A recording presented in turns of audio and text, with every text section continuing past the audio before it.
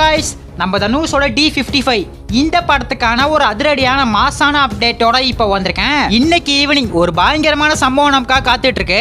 So அது என்ன மேட்டர்னு சொல்லிட்டு பாக்கிறதுக்கு முன்னாடி நம்ம தமிழ் சினிமால இருந்து வர அப்டேட்ஸை அதிரடியா நம்ம சேனல்ல இறக்கிட்டு இருக்கோம். சோ சேனலை செக் பண்ணி பார்த்துட்டு புதுசா மட்டும் சப்ஸ்கிரைப் பண்ணிருங்க. D55 தனுஷ் 55 இந்த படத்தை ராஜ்குமார் பெரியசாமி தான் இயக்குறாரு. அமரன் படத்தை எடுத்த இயக்குனர் தான் இவரு. அமரன் படம் எப்படி இருந்துச்சுன்னு உங்களுக்கே தெரியும். ஒரு பயங்கரமான சம்பவத்தை பண்ணுச்சு.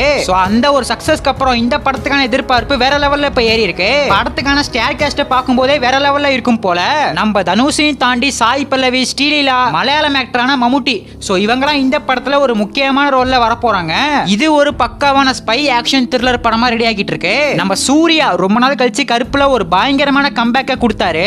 ஆனா நம்ம தனுஷ் அந்த மாதிரி ஒரு கம்பேக்க கொடுத்து ரொம்ப நாள் ஆகுது. லாஸ்டா நம்ம தனுஷ்க்கு வந்த எந்த ஒரு பெரிய படமும் அந்த அளவுக்கு பெர்ஃபார்மன்ஸே பண்ணல.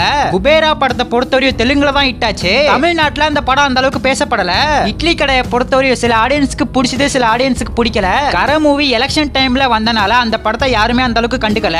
நம்ம தனுஷ்க்கு ரீசெண்டா வந்த எந்த ஒரு டைட்டிலுமே அந்த அளவுக்கு மாசாவே இல்ல.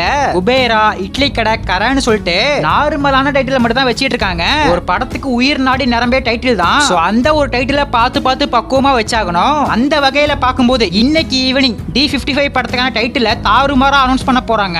6:30க்கு ஒரு கிளிம்ஸ் வீடியோ வரப்போகுது. இந்த படத்துக்கு இப்ப தனி எதிர்பார்ப்பே கிரியேட் ஆயிடுச்சு. சாயோட மியூசிக்ல ஒரு பயங்கரமான கிளிம்ஸ் வீடியோவை இன்னைக்கு ஈவினிங் தாறுமாறா இறக்க போறாங்க.